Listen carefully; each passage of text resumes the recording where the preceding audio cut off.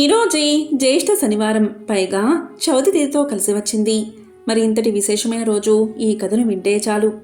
స్థితి కానుకుడైన విష్ణుమూర్తి అనుగ్రహం లభిస్తుంది.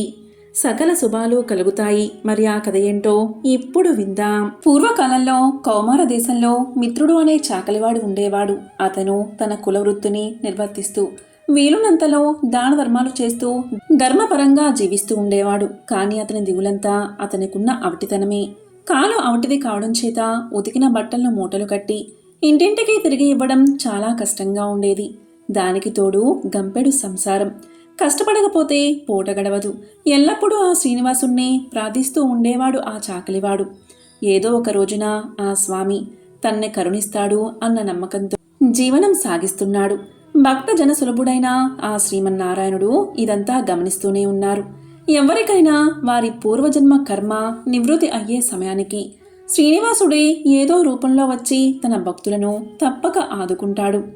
ఒకరోజు సాయంకాలం నాడు ఎప్పటిలాగే మిత్రుడు చాకిరేవి నుండి బట్టల మూటలతో పట్టణానికి రోజుతూ రొప్పుతూ తిరిగి వస్తున్నాడు.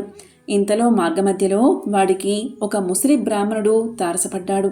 సహజంగా భక్తి శ్రద్ధలు కలవాడు అవడం చేత మిత్రుడు భుజం మీద మూటలు కింద పెట్టి ఆ బ్రాహ్మణుడికి నమస్కారం చేశాడు.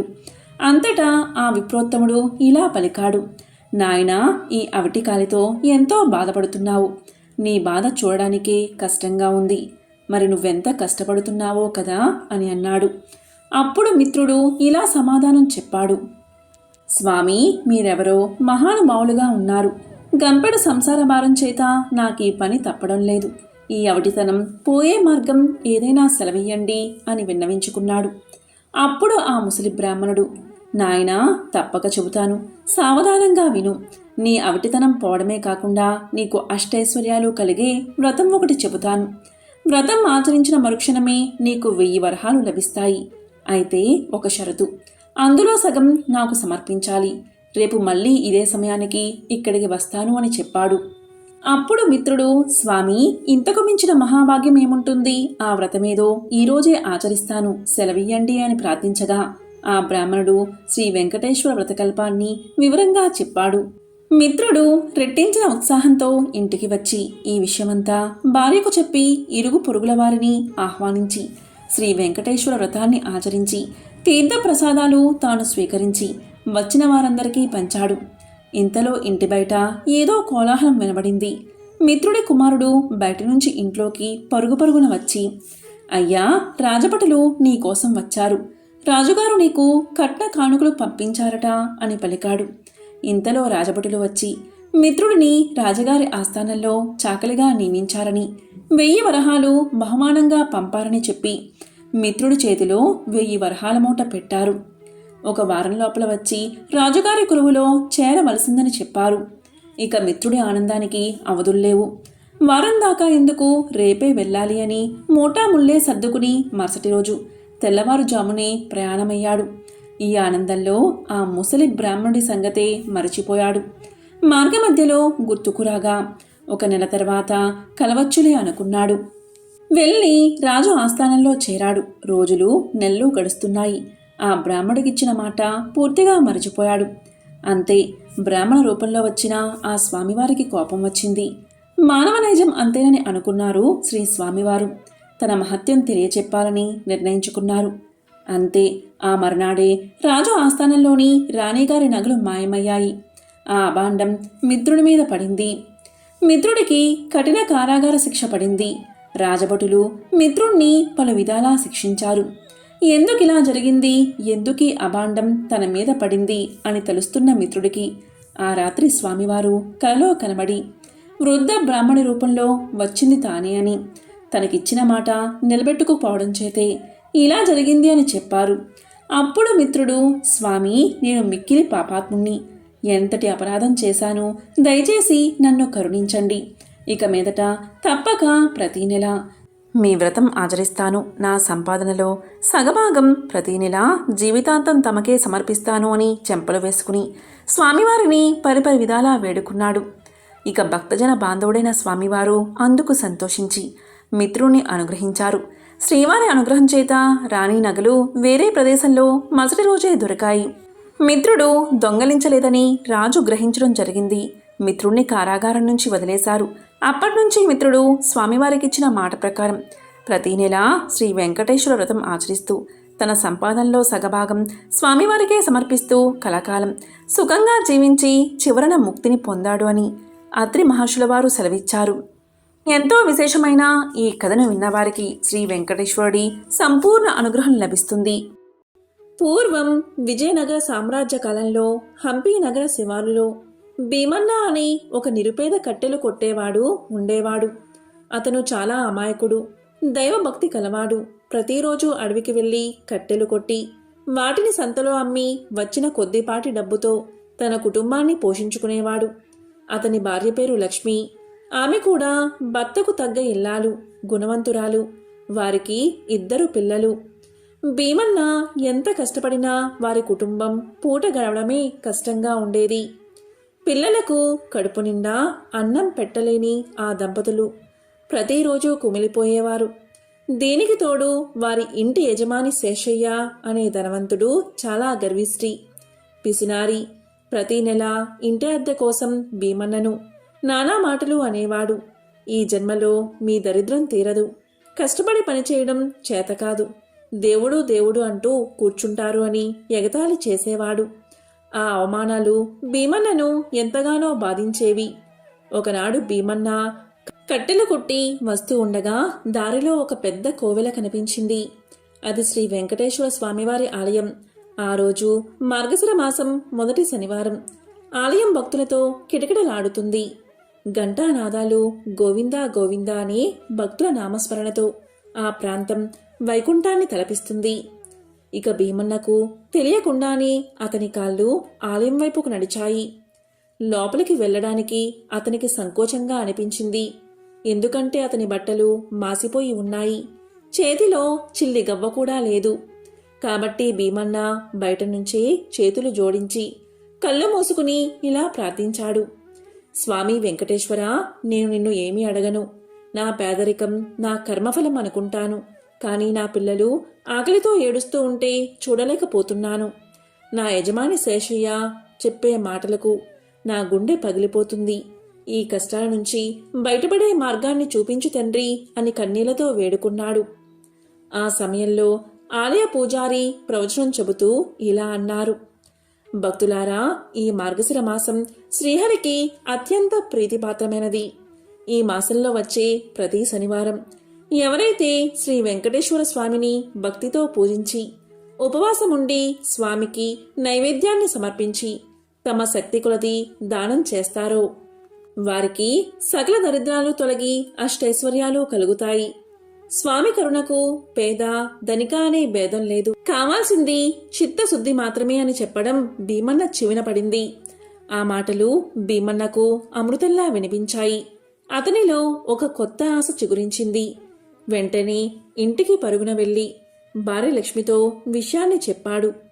చూడు లక్ష్మి, మనం కూడా ఈ వ్రతాన్ని ఆచరిద్దాం. మన దగ్గర డబ్బులు లేకపోవచ్చు, కానీ భక్తి ఉంది కదా, స్వామి తప్పకుండా మనల్ని కరుణిస్తాడు అని పలికాడు. అందుకు భార్య లక్ష్మి సంతోషంగా అంగీకరించింది. స్వామి, మన దగ్గర స్వామికి నైవేద్యం పెట్టడానికి ఏముంది అని అమాయకంగా అడిగింది. దానికి భీమన్న నవ్వి, మన ఇంట్లో కాస్త బియ్యపిండి బెల్లం ముక్కలు ఉన్నాయి కదా, వాటితోనే పిండి వంట చేసి స్వామికి ప్రేమతో నివేదిద్దాం. మన పెరట్లో ఉన్న తులసి ఆకులతో పూజ చేద్దాం. మన భక్తే స్వామికి నిజమైన నైవేద్యం అని పలికాడు. ఆ రోజు నుంచి ప్రతి మార్గశిర శనివారం భీమన్న లక్ష్మీ దంపతులు నిష్ఠతో వ్రతం చేయడం ప్రారంభించారు. సూర్యోదయానికి ముందే లేచి స్నానం చేసి ఇంటిని పెరట్లోని తులసి కోటను శుభ్రం చేసేవారు. భీమన్న అడవి నుండి తెచ్చిన మంచి తులసి దళాలతో స్వామి పటానికి పూజ చేసేవాడు. లక్ష్మి ఉన్నంతలోనే ప్రేమతో పిండి వంటలను సిద్ధం చేసి స్వామికి నైవేద్యంగా సమర్పించేది. ఇక ఇద్దరూ రోజంతా ఉపవాసముండి ఓం నమో వెంకటేశాయ అనే మంత్రాన్ని జపిస్తూ కాలాన్ని గడిపేవారు. సాయంత్రం నైవేద్యం స్వీకరించిన తర్వాత తమ వంటకంలో కొంత భాగాన్ని తీసుకువెళ్లి తమకన్నా పేదవారికి లేదా సాధువులకు దానం చేసేవారు. వారి పూజలో ఆడంబరం లేదు, కానీ ఆర్తి ఉంది. వారి నైవేద్యంలో విలువైన పదార్థాలు లేవు, కానీ ప్రేమ ఉంది. ఇలా ఉండగా మార్గశిర 4వ శనివారం వచ్చింది. ఆ రోజు రాత్రి భీమన్న కలలో శ్రీ వెంకటేశ్వర స్వామి ఒక వృద్ధ బ్రాహ్మణి రూపంలో కనిపించి ఇలా పలికాడు. భీమన్న, నీ భక్తికి మెచ్చాను. రేపు నీవు కట్టెలు కొట్టడానికి అడవికి వెళ్ళినప్పుడు నీ గొడ్డలి ఒక రాతికి తగులుతుంది. ఆ రాయి కింద తవ్విచూడు, నీ దరిద్రం తొలగిపోతుంది. అయితే వచ్చిన సంపదను ధర్మకార్యాలకి కూడా ఉపయోగించు అని చెప్పి బ్రాహ్మణ రూపంలో ఉన్న స్వామి అదృశ్యమయ్యాడు. ఇక భీమన్న ఉలికిపడి లేచాడు. అది కలో నిజమో అతనికి అర్థం కాలేదు. కాని అతని మనసు ఆనందంతో నిండిపోయింది. మరుసటి రోజు అడవికి వెళ్లి కట్టెలు కొడుతూ ఉండగా స్వామి చెప్పినట్లే అతని గొడ్డలి టంగుమని ఒక రాయికి తగిలింది. ఇక స్వామి చెప్పినట్లు భీమన్న ఆశ్చర్యంతో అక్కడ తవ్వగా ఒక పాత రాగిబిందె బయటపడింది. దాన్నిండా బంగారు నాణాలు ఉన్నాయి. అది చూసి భీమన్న ఆనందానికి అవధులు లేవు. గోవిందా గోవిందా అంటూ స్వామికి సాష్టాంగ నమస్కారం చేసి ఆ బిందెను ఇంటికి తీసుకువెళ్లాడు. కొద్ది రోజుల్లోనే భీమన్న ఒక పెద్ద ఇల్లు కట్టుకున్నాడు. పొలం కొని వ్యవసాయం ప్రారంభించాడు. తన పిల్లలను ఆశ్రమ పాఠశాలకు పంపించాడు. కాని అతను తన పాత రోజులను మర్చిపోలేదు. ప్రతి శనివారం స్వామివారికి విశేష పూజలు చేస్తూ వందలాది మంది పేదలకు అన్నదానం చేయడం ప్రారంభించాడు. ఈ విషయం శేషయ్య శెట్టికి తెలిసింది. నిన్న మొన్నటి వరకు నా దగ్గర అద్దెకు ఉన్న భీమన్నకు ఇంతటి సంపద ఎలా వచ్చింది అని కుళ్ళుకున్నాడు. భీమన్నను కలిసి, ఏమిరా, దొంగతనం చేశావా? ఎక్కడో నిధి నీకు దొరికినట్లుంది. అందులో సగం నాకు ఇవ్వాలి, లేకపోతే రాజుగారికి ఫిర్యాదు చేస్తాను అని బెదిరించాడు. దానికి భీమన్న వినయంగా, శెట్టిగారు, ఇది నేను దొంగలించింది కాదు. సాక్షాత్తు ఆ శ్రీనివాసుడే నా భక్తికి మెచ్చి ఇచ్చింది. నేను మార్గశిర శనివార వ్రతం చేయడం వల్లే నా దరిద్రం తీరింది అని సమాధానం చెప్పాడు. ఆ మాటలు విన్న శెట్టి ఎగతాళిగా నవ్వి, పిచ్చివాడా, పూజలు చేస్తే డబ్బు వస్తుందా? నీ అదృష్టం బాగుండి ఏదో నిధి దొరికింది. దానికి దేవుడికి అంటగడుతున్నావు. వచ్చే ఏడాది నేను కూడా నీకంటే గొప్పగా వ్రతం చేసి నీకంటే పెద్ద ధనవంతుణ్ణి అవుతాను, చూడు అని సవాలు విసిరాడు. ఇలా ఉండగా తర్వాత సంవత్సరం మార్గశిర మాసం వచ్చింది. శెట్టి కూడా వ్రతం చేయడం ప్రారంభించాడు. కానీ అతని పూజలో భక్తి లేదు. కేవలం ధనాపేక్ష, భీమన్న మీద ఈర్ష్య ఉన్నాయి. వందలాది రకాల పిండి వంటలు చేయించాడు. బంగారు వెండి పువ్వులతో పూజ చేశాడు. కానీ అతని మనసంతా నాకు ఎంత డబ్బు వస్తుంది అనే ఆలోచనతోనే నిండిపోయింది. ఉపవాసం చేయలేక చాటుగా తింటూ ఉండేవాడు. దానం చేసేటప్పుడు ఈ దానం వల్ల నాకు 10 తిరిగి రావాలి అని మనసులో లెక్కలు వేసుకునేవాడు. ఇక మార్గశిర మాసం చివరి శనివారం వచ్చింది. శెట్టికి కూడా కలలో స్వామి దర్శనమిచ్చాడు. నాకు అతని కన్నా పెద్ద నిధి కావాలి అని శెట్టి అడిగాడు. ఇక స్వామి నవ్వి, తప్పకుండా రేపు నీ ధాన్యాగారం వెనుక తవ్వి చూడు అని చెప్పాడు. ఇక శెట్టి ఆనందంతో ఉబ్బి తబ్బిబ్బైపోయాడు. మరుసటి రోజు అక్కడ తవ్వి చూడగా ఒక పెద్ద ఇనుప పెట్టె బయటపడింది. దాన్ని తెరిచి చూడగా అందులో బంగారం లేదు, వజ్రాలు లేవు. వేలాది నల్ల తేళ్లు, పాములు బయటకు వచ్చాయి. అతని ధాన్యాగారంలోని ధాన్యం మొత్తం బూడిదైపోయింది. అతని సంపద అగ్ని ప్రమాదంలో దగ్ధమైపోయింది. శెట్టి తన తప్పు తెలుసుకున్నాడు. భగవంతుడు మనసును చూస్తాడు కానీ ఆడంబరాన్ని కాదని గ్రహించాడు. దీంతో శెట్టి పరిగెత్తుకుంటూ వెళ్లి భీమన్న కాళ్లపై పడి తనని క్షమించమని వేడుకున్నాడు. దయాహృదుడైన భీమన్న శెట్టిని క్షమించి అతనికి సహాయం చేశాడు. మార్గశిర శనివారం వ్రతం యొక్క ఫలం అనేది పూజకు ఉపయోగించే వస్తువుల విలువల్లో లేదు, పూజ చేసేవారి మనసు యొక్క శుద్ధిలో ఉంది. ఆడంబరమైన పూజల కన్నా ఆర్తితో చేసే ప్రార్థనని, ప్రేమతో సమర్పించే నైవేద్యాన్ని ఆ ఏడుకొండలవాడు స్వీకరిస్తాడు. నిష్కల్మషమైన భక్తి, చిత్తశుద్ధితో ఈ వ్రతాన్ని ఆచరించిన వారికి భీమన్నలాగా సకల ఐశ్వర్యాలు, సుఖ సంతోషాలు కలుగుతాయి. అప్పులు చేసే పూజలు, గర్వం, అసూయ, ధనాపేక్షతో చేసే పూజలు నిష్ఫలం అవుతాయి. ఈ కథను ఎవరైతే వింటారో లేక చదువుతారో వారికి ఆ ఏడుకొండలవాడి యొక్క సంపూర్ణ అనుగ్రహం లభిస్తుంది. ఎంతో విశేషమైన ఈ రోజు శ్రీవారి పెళ్లి కథను వింటే చాలు మీ ఇంట్లో అన్నీ శుభాలే జరుగుతాయి. వివాహం కాని వారికి త్వరలోనే వివాహం జరుగుతుంది. ఒకసారి వైకుంఠంలో శ్రీమన్నారాయణుడు ఆదిశేషుడిపై విశ్రమించి ఉండగా జగన్మాత శ్రీ మహాలక్ష్మి స్వామివారి పాదాలు ఒత్తుతూ ఉన్నది. ఆ దంపతుల అన్యోన్యత లోకానికి ఆదర్శం. ఈ సృష్టిలోని అందమంతా ఆ శ్రీ మహాలక్ష్మి తల్లిందే కలదు. శేషుడిపై కూర్చుని భర్తకు సపరచర్యలు చేస్తున్న ఆ ముద్ద మనోహర రూపిణి ఎంతో దివ్యంగా ఉంది. సృష్టి మొత్తాన్ని తనలో నింపుకుని ఆ సృష్టినంతటినీ పోషిస్తూ వారందరి హృదయాల్లోనూ చిరునవ్వుతో ఉండే ఆ పరబ్రహ్మమూర్తి శ్రీమన్నారాయణుడు తన ముద్దుల పట్టమనిషి వంక చిరునవ్వుతో చూస్తూ ఏవో కబుర్లు చెప్తున్నాడు. ఏమి విశేషం చెప్తున్నాడో కాని ఆ తల్లి పెర్మిటి వంక ఆశ్చర్యంగా చూస్తుంది. ఇంతలోనే మళ్ళీ ఏదో వేలాకులం చేస్తున్నట్లు ఉన్నాడు. ఆ జగన్మాత సిగ్గుతో ముడుచుకుంది. ఆ తల్లి సిగ్గుపడితే ఆ ప్రకృతిలోని పుష్పాలన్నీ ముడుచుకున్నట్లు ప్రకృతి మొత్తానికి ఒక వింత శోభ చేకూరింది. ఇంతలో అక్కడికి నారదులవారు వచ్చారు. సర్వకాల సర్వావస్థలయందు తన నామస్మరణమే చేసే నారదులవారు అంటే స్వామికి ఎంతో అభిమానం, ఎంతో ప్రేమ. నారదుడు రాగానే స్వామివారు ఏం నారదా, ఏమిటి విశేషం అని నవ్వుతూ నారదుణ్ణి పలకరించారు. అప్పుడు నారదులవారు, ఓ పరందామా, నీకివే నా నమస్కారాలు. నీకు తెలియని విశేషాలేముంటాయి స్వామి? ఈ సకల చరాచర సృష్టిని నీ కనుసన్నలయందే నడుస్తుంది కదా.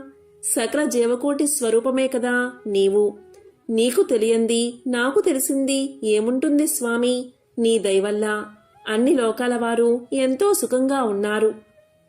ఒక్క భూలోకంలో మాత్రం పాపం ఎక్కువై జనులు పుణ్యకార్యాలు చేపట్టడం మర్చిపోతున్నారు. ధర్మాధర్మ విచక్షణ కోల్పోతున్నారు అన్నాడు నారదుడు. ఇది వింటున్న శ్రీమన్నారాయణల వారు కనుల మూసుకుని చిరునవ్వు నవ్వారు. ఆ నవ్వుకు అర్థమేమిటో నారదుల వారికి అంతు పట్టలేదు. ఇంతలో శ్రీ మహాలక్ష్మీదేవి కల్పించుకుని, నారదా, భూలోకవాసులు ఎందుకు ఇలా ప్రవర్తిస్తున్నారు? వారిలో భక్తి విచక్షణ జ్ఞానం ఎందుకు పూర్తిగా సన్నగిల్లింది? ఎందుకు వారు సన్మార్గంలో నడవడం లేదు అని ప్రశ్నించింది. అప్పుడు నారదుడు ఇలా సమాధానం చెప్పాడు. ఏమో తల్లి, అన్నీ ఆ శ్రీమన్నారాయణుడికి మాత్రం తెలుసు. ఒక్కటి మాత్రం నిజం, భూలోకంలోని ప్రజలందరూ సంసార సాగరంలో కొట్టుమిట్టాడుతూ అనేక బాధలు పడుతున్నారు. వారి బాధలు తగ్గించి వారిని రక్షించమని మిమ్మల్ని వేడుకోవడానికే వచ్చాను అని నారదుల వారు శ్రీ మహాలక్ష్మికి తెలియచేశారు. ఇలా కాసేపు కబుర్లు చెప్పుకున్న తర్వాత నారదుల వారు శ్రీ లక్ష్మీనారాయణల దగ్గర సెలవు తీసుకుని లోక సంచానార్థం సాగిపోయాడు. నారదుడు అలా వెళ్ళాడో లేదో ఒక్కసారి వాతావరణమంతా గంభీరంగా మారిపోయింది. ఏదో అవాంతరం రానున్నట్లుగా అనిపించింది. ఇంతలో రుసరుసలాడుతూ కోపంతో ఊగిపోతూ భృగు మహర్షి అక్కడికి ప్రవేశించాడు. వచ్చిందే తడువుగా జగన్నాథుడి హృదయంపై తటాలున కాలుతో తన్నాడు. ఒక్కసారిగా జరిగిన ఈ పరిణామానికి జగన్మాత ఉలిక్కిపడింది. కన్నుల ముందు జరిగింది అర్థం కావడం లేదు. శ్రీమన్నారాయణుడు మాత్రం జరిగిన దానికి ఏమాత్రం ఆలోచించకుండా భృగుమహర్షి యొక్క పాదాన్ని చేతితో తీసుకుని చిరునవ్వుతో ఇలా పలికాడు. స్వామి, నా హృదయాన్ని తాకిన మీ పాదం ఎంత నొచ్చుకుందో చూడండి, ఎంత కమిలిపోయిందో గమనించండి అంటూ నెమ్మదిగా ఆ మహర్షి కాలు పట్టుకుని అహంకారాన్ని అణిగేలాగా చేశాడు. అంతే, మహర్షి తామసం పూర్తిగా తగ్గిపోయింది. వెంటనే భృగు మహర్షి ఇలా పలికాడు. స్వామి జగన్నాయక, త్రిమూర్తులలో ఉత్తముడువు నీవే.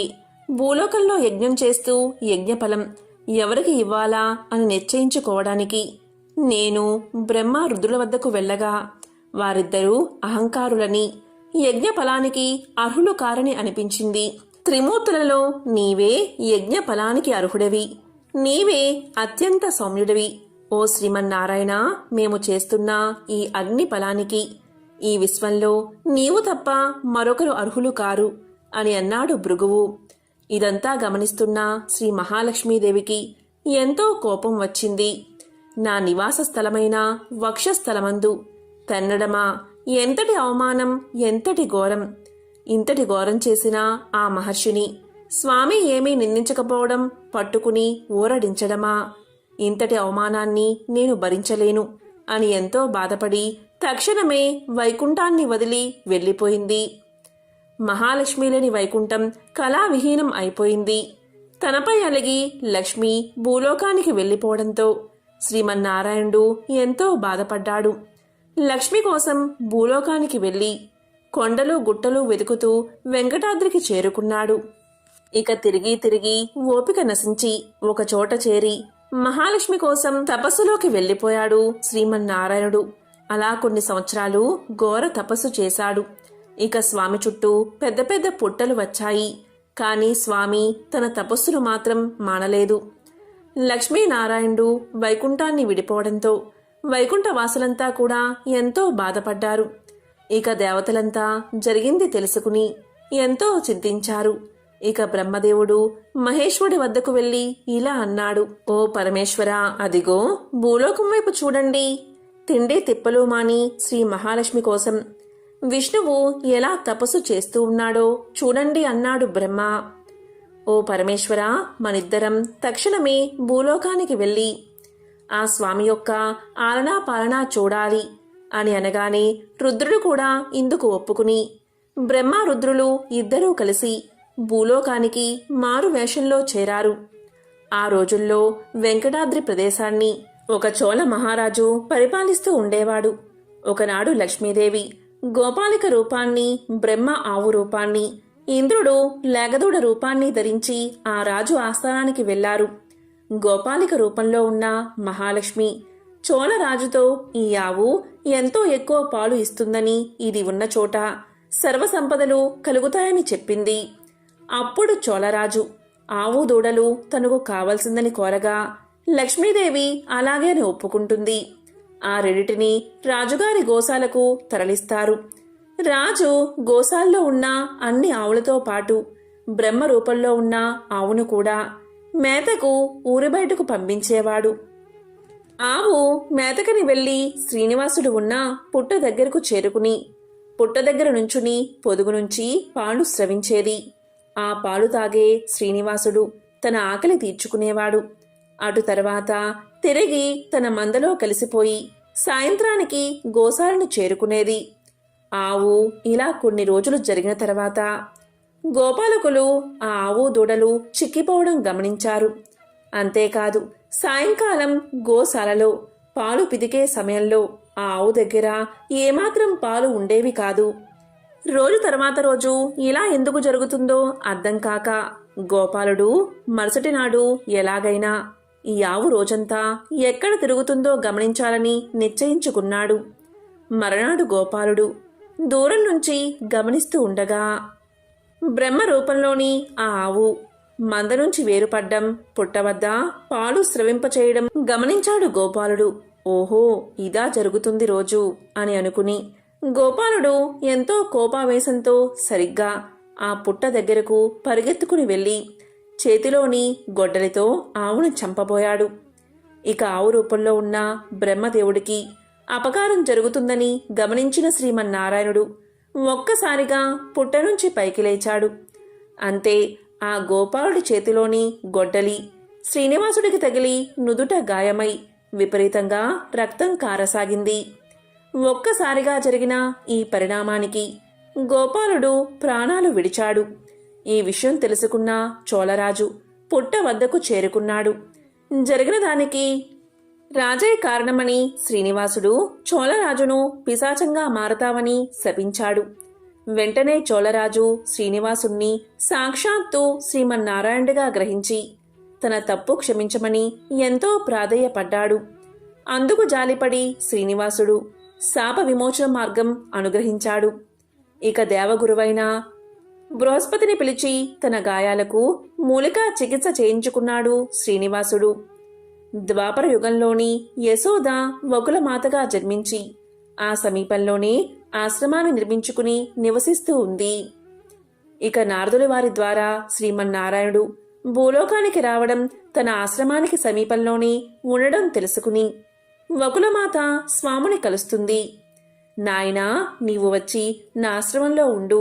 ఇక నుంచి నీ పేరు శ్రీనివాసుడు అంది ఆమె. శ్రీనివాసుడు అందుకు సంతోషించి ఆమెతో పాటు వెళ్లి ఆశ్రమంలోనే నివసించసాగాడు. ఆ రాజ్యాన్ని పరిపాలిస్తున్న ఆకాశరాజు ధరణీదేవి దంపతులకు వివాహమైన ఎన్ని సంవత్సరాలకు సంతానం కలగలేదు. వారిద్దరూ ఎన్నో వ్రతాలు చేశారు, అనేక పుణ్యతీర్థాలను దర్శించారు. అయినా ఫలితం లేకపోయింది. చివరికి ఆస్థాన జ్యోతిష్యుల సలహా ప్రకారం ఆకాశరాజు పుత్ర కామేష్టి యజ్ఞాన్ని తలపెట్టాడు. ఒక సుముహూర్తం నిశ్చయించుకుని బ్రాహ్మణులకు యజ్ఞానికి కావలసిన సామాగ్రి మొత్తం సమకూర్చాడు ఆకాశరాజు. ఇక యజ్ఞస్థలాన్ని పరిశుభ్రం చేసే పనిలో భాగంగా ముందుగా తానే స్వయంగా నాగలితో భూమిని దున్నడానికి ఉపక్రమించాడు. కొద్ది దూరం దున్నగాని ఒక్కసారిగా నాగలికి ఏదో ఒక వస్తువు తగిలిన శబ్దమైనది. ఏమి ఉంటుందా అని ఆశ్చర్యంతో తవ్వి చూడగా ఒక సువర్ణ ఖచ్చితమైన పెట్టె కనబడింది. ఇక ఆకాశరాజు వెంటనే భార్య ధరణీదేవిని పిలిచి ఆ పెట్టె తెరిచి చూశాడు. అయితే ఆ దంపతులకు ఎంతో ఆశ్చర్యం కలిగింది. ఆ పెట్టెలో సహస్ర పద్మాల మధ్య దివ్య తేజస్సుతో మెరిసిపోతూ ఒక పసిపాప కనిపించింది. అంతలో ఆకాశవాణి ఇలా పలికింది: ఓ రాజా, ఈ పసిపాపను సామాన్య బాలికగా భావించవద్దు. ఈమె సాక్షాత్తు లక్ష్మీదేవి అంశతో జన్మించింది. ఈమె వల్ల మీ దంపతుల జన్మ ధన్యమైనది. కాబట్టి ఈ బాలికను నీ కుమార్తెగా స్వీకరించు. ఈ బాలిక ముందు నీకు అఖండ కీర్తిని తీసుకురాగలదు. ఈ శిశువు వల్ల నీ వంశంలోని ముందు వెనుక తరాల వారందరూ కూడా తరిస్తారు అని పలికింది. అప్పుడు ఆకాశరాజు దంపతులు మిక్కిలి ఆనందంతో యజ్ఞాన్ని పూర్తి చేసి ఆ పాపను అంతఃపురానికి తీసుకువెళ్లి పద్మావతి అని నామకరణం చేశారు. పద్మావతి లభించిన శుభ విశేషం చేత ఆ దంపతులకు అనతి కాలంలోనే మగపిల్లవాడు జన్మించాడు. ఆ బాలుడికి వసునారాయణుడు అని నామకరణం చేశారు. పద్మావతి, వసునారాయణుడు ఇద్దరూ అల్లారు ముద్దుగా పెరిగి పెద్దవారయ్యారు. పద్మావతి అతిలోక సౌందర్యవతిగా రూపుదిద్దుకుంది. రతీదేవి యొక్క అందం, సరస్వతి వంటి విద్యా విజ్ఞానాలు, గౌరీదేవి వంటి వర్చస్సు, లక్ష్మీదేవి యొక్క తేజస్సు అలంకారంగా కలిగి జగత్తులోని అద్భుత సౌందర్య రాశిగా అలరారసాగింది. ఒకనాడు నారద మునీశ్వరుడు లోక విహారం చేస్తూ ఆ రాజ్యానికి వచ్చి ఆకాశరాజు ధరణీదేవి దంపతుల వద్దకు వచ్చాడు. అక్కడ ఉన్న పద్మావతిని చూసి ఇలా దంపతులతో ఇలా పలికాడు: ఓ రాజ దంపతులారా, మీరు ధన్యులు. ఈ పద్మావతి సామాన్య యువతి కాదు. ఈమె సాక్షాత్తు శ్రీ మహాలక్ష్మి యొక్క అంశతో జన్మించింది. నీకు త్వరలోనే సాక్షాత్తు శ్రీమన్నారాయణుడు అల్లుడు కాగలడు అని చెప్పి పద్మావతిని శీఘ్రమేవా కళ్యాణ ప్రాప్తిరస్తు అని దీవించి లోక సంచారానికై బయలుదేరి వెళ్ళిపోయాడు. అక్కడ వకులాదేవి ఆశ్రమంలో శ్రీనివాసుడు వకులమాత చేసే సపరిచర్యలతో సంతోషంగా కాలాన్ని గడుపుతున్నాడు. ఒకనాడు శ్రీనివాసుడికి వేటకు వెళ్దాము అనే తలంపు కలిగింది.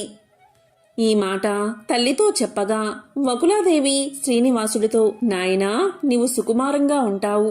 మృగాలతో వేట చాలా ప్రమాదం. వెళ్ళవద్దు నాయనా అని వారించింది. అందుకు శ్రీనివాసుడు, తల్లి, నీవేమీ చింతించవద్దు. ఆ మృగాలు నన్నేమీ చేయలేవు. నేను చక్కగా వేటాడి తిరిగి వస్తాను అని చెప్పి వకులాదేవి దగ్గర సెలవు తీసుకుని వేటకు వెళ్ళాడు. కాసేపు వేటాడిన తర్వాత అలసిన శ్రీనివాసుడు సమీపంలో ఒక కొలను కనిపించడంతో కాసిన్ని నీళ్లు తాగి ముఖం కడుక్కుని కాసేపు పక్కనే ఉన్న వనంలో పడుకున్నాడు. ఇంతలో శ్రీనివాసుడికి ఒక్కసారిగా కిలకిలమంటూ నవ్వులు వినపడ్డాయి. ఆ నవ్వులు ఎక్కడ్నుంచి వస్తున్నాయో అని ఆలోచిస్తూ ఉండగా ఎదురుగా చెలికత్తెలతో వస్తున్న ఒక అద్భుత సౌందర్య రాశి శ్రీనివాసుడికి కనబడింది. ఆమె మరెవరో కాదు, ఇష్టసకులతో వన విహారానికై వచ్చిన రాకుమార్తె పద్మావతి. పద్మావతి సౌందర్యానికి శ్రీనివాసుడికి నోటమాట రాలేదు.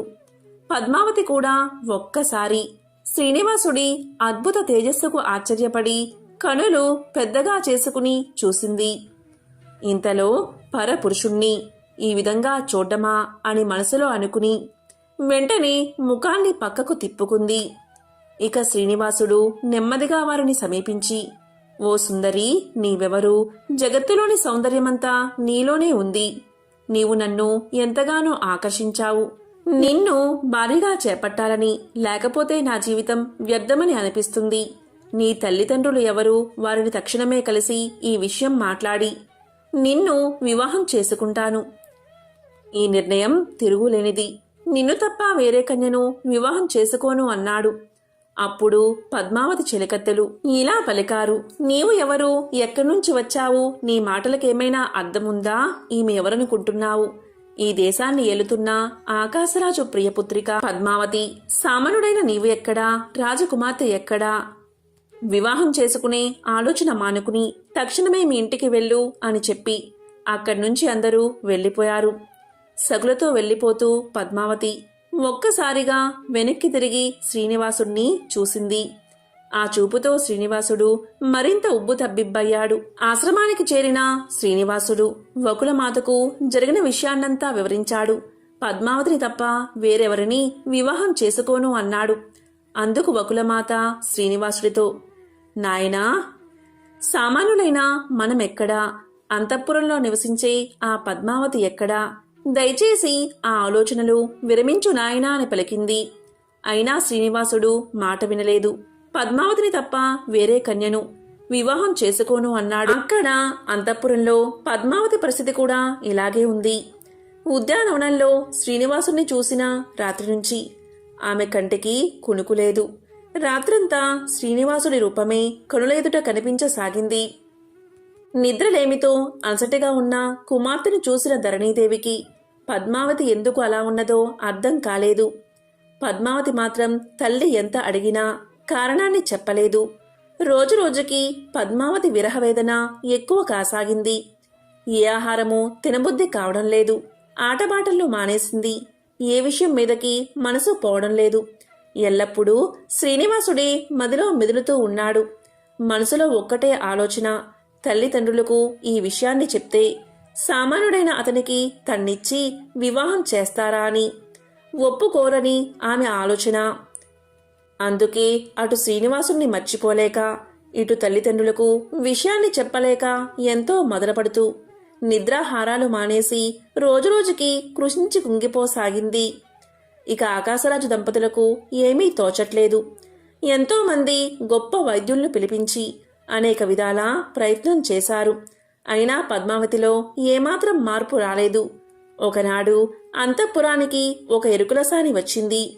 ఆమె ఎవరో కాదు, మారు వేషంలో వచ్చిన శ్రీనివాసుడే. ఎరుకులసాని సోది చెప్తూ ఉంటే ఏదో దివ్యశక్తి ఉందని అంతఃపురంలోని వారికి అనిపించింది. వారు వెంటనే ఆమెను ధరణీదేవి వద్దకు తీసుకువెళ్లారు. ధరణీదేవితో ఎరుకులసాని, అమ్మా, నేను ఉన్నది ఉన్నట్లు చెప్తాను. చెప్పింది చెప్పినట్లే జరుగుతుంది. ఈ ఇంటిలో శాంతి లేదు. ఏదో బాధ నీ మనసును కలవర పెడుతుంది అంది. వెంటనే ధరణీదేవి, చూడు తల్లి, నీలో ఏదో శక్తి ఉంది. నీ మాటలు ఎంతగానో నన్ను ఆకట్టుకుంటున్నాయి. నీవు చెప్పింది నిజం. మా ఎవరికీ ప్రశాంతత లేదు. మా కుమార్తె పద్మావతికి ఏదో వింత వ్యాధి పట్టుకుంది. అదెవరికీ అర్థం కావట్లేదు. నీవే చెప్పాలి అని పలికింది. ఇంతలో పద్మావతిని అక్కడికి తీసుకురాగానే ఎరుకులసాని రూపంలో ఉన్న శ్రీనివాసుడు ఇలా చెప్పసాగాడు. ఓ తల్లి, నువ్వు ఒక పిల్లవాడి మీద మనసు పడ్డావు. అడవిలో కనపడ్డాడు అతను. అతను సామాన్యుడు కాదు తల్లి, శ్రీ మహావిష్ణువు అతను. అతన్ని నువ్వు వలిచావు. నీ పెళ్లి తప్పకుండా ఆయనతోనే అవుతుంది. నువ్వు కలకాలం సుఖంగా ఉంటావు. నీ కోరిక తీరుతుంది తల్లి అని చెప్పింది. ఈ మాటలు విన్నా ధరణీదేవి ఆశ్చర్యపోయింది. ఈ విషయం గురించి పద్మావతిని అడగ్గా ఎరుకులసాని చెప్పిందంతా నిజమే అని చెప్పింది పద్మావతి. ఇక ధరణీదేవి ఎరుకులసానికి ఎన్నో బహుమానాలు ఇచ్చి పంపించింది. ఆమె వెళ్లిన కాసేపటికి వకులాదేవి అంతఃపురానికి చేరుకుంది.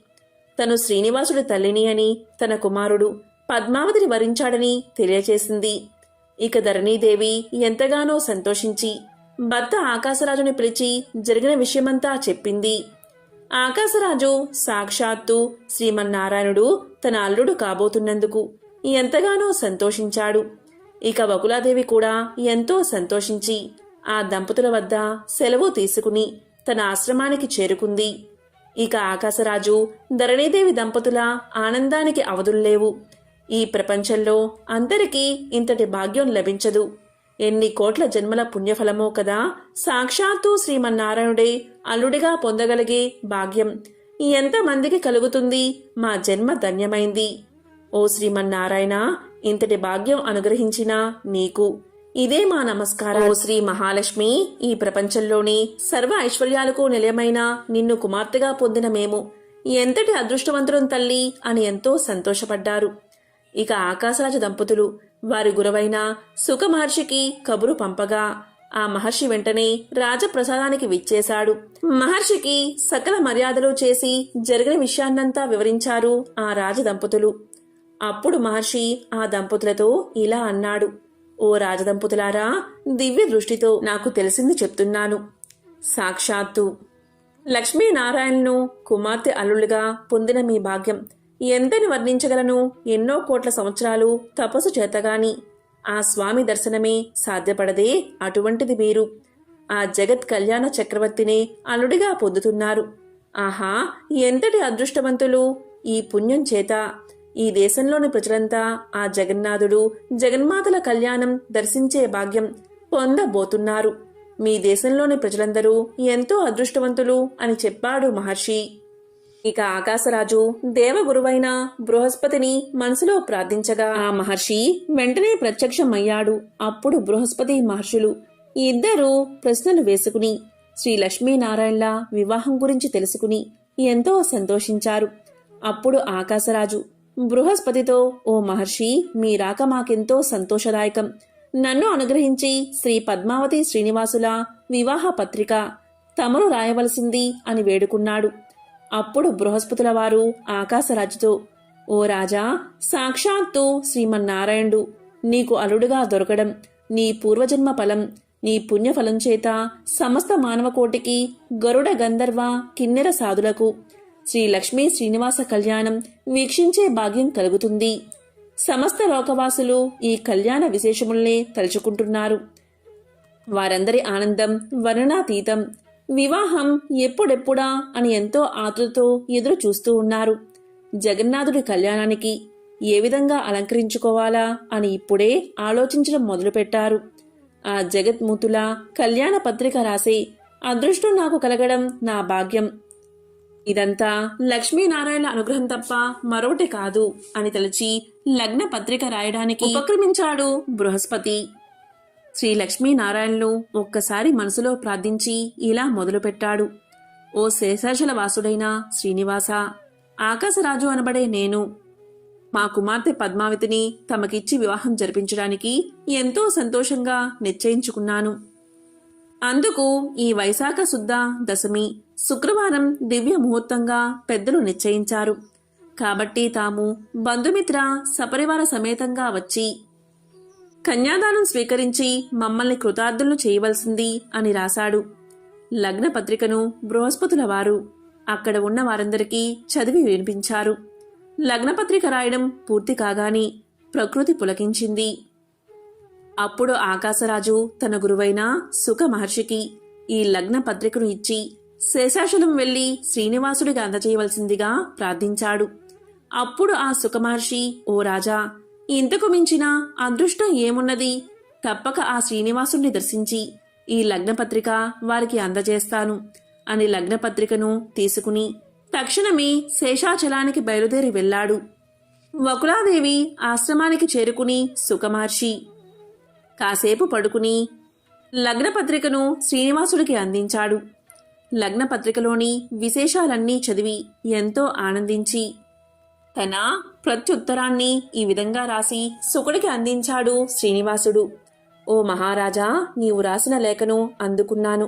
నీ కుమార్తె పద్మావతిని నా భార్యగా స్వీకరించడం నాకెంతో సంతోషదాయకం. నేను బంధుమిత్రులతో కూడివచ్చి నీ కుమార్తె పద్మావతిని తప్పక స్వీకరిస్తాను అని మనవి చేసుకుంటున్నాను అని లేఖ రాశాడు శ్రీనివాసుడు. శ్రీనివాసుడి దగ్గర సెలవు తీసుకుని సుఖమహర్షి ఆకాశరాజును చేరుకున్నాడు. పద్మావతి కళ్యాణం నిశ్చయమైంది. వివాహ సమయం రానే వచ్చింది. ఆ రోజు వైశాఖ శుద్ధ దశమి. సూర్య భగవానుడు ఉదయాన్నే ఎంతో ఆనందంగా ఉన్నాడు. ఆ రోజే పద్మావతి శ్రీనివాసుల కళ్యాణం. ప్రకృతి అంతా పులకరించిపోతుంది. సరస్సులోని కమలాలు ఎంతో ముచ్చటిగా విచ్చుకున్నాయి. పక్షుల కలకల రావాలు చెవులకు ఇంపుగా వినిపిస్తున్నాయి. అంతా హడావిడిగా ఉన్నది. దేవతలంతా ఎంతో అద్భుతమైన వస్త్రాలు ధరించి ఉన్నారు. వివాహానికి అందరూ అనేక ఆభరణాలు ధరించి తయారవుతున్నారు.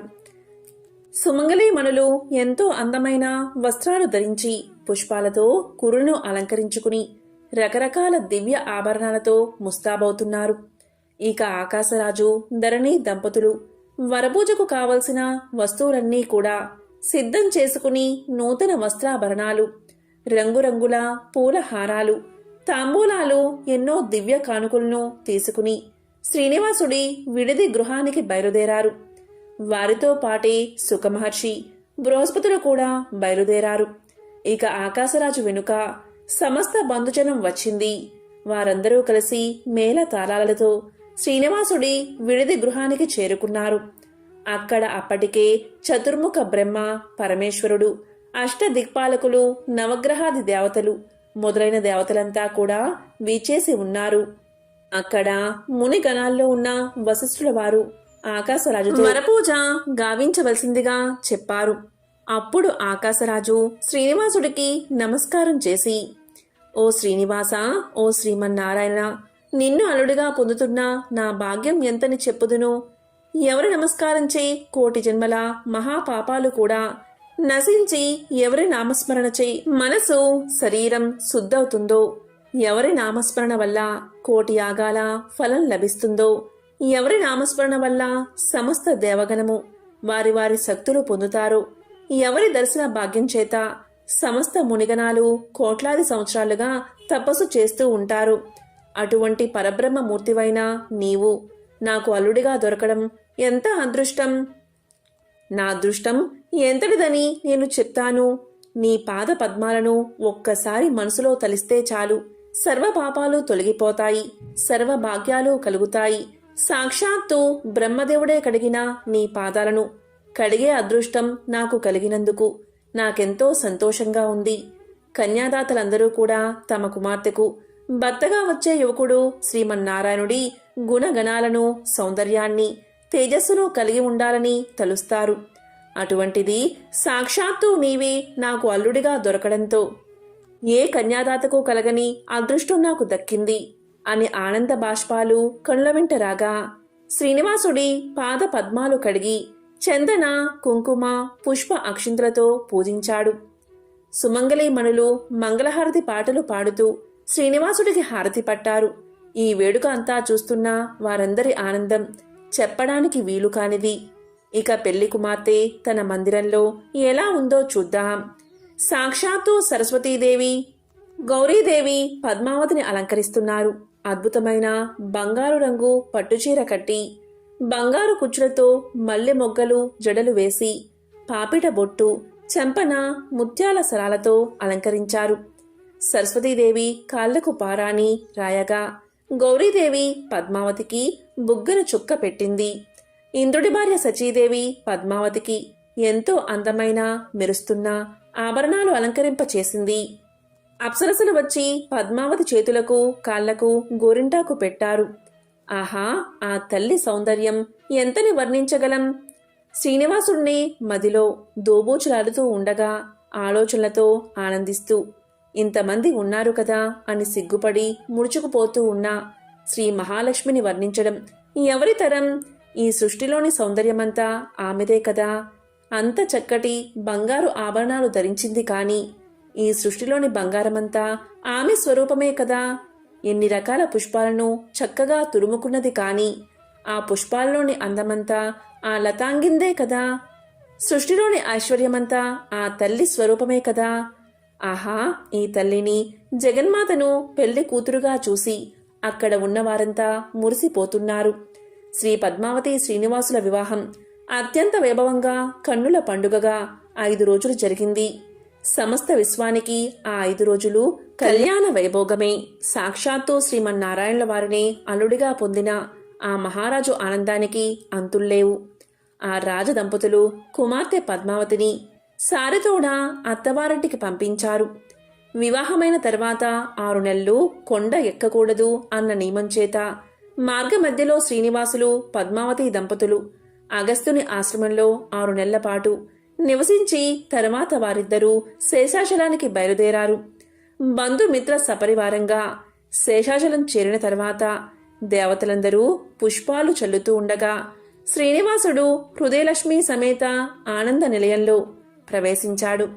పద్మావతి శ్రీనివాసుడి హృదయమున వ్యూహలక్ష్మిగా అలంకరించింది. ఆకాశం నుంచి దేవతలు పూలవాన కురిపించారు. శ్రీ పద్మావతి శ్రీనివాసుల కళ్యాణ విశేషాలు విన్నవారు అలాగే చూసిన వారి జన్మ ధన్యాలు. శ్రీనివాసుడి వివాహ కథను విన్నా, చదివినా, చెప్పినా, వినిపించినా జన్మల పాపాలు తొలగి కోటి జన్మల పుణ్యం వస్తుంది. సకల శుభాలు కలుగుతాయి. ఓం శ్రీ మహాలక్ష్మియే నమః. ఓం నమో నారాయణాయ.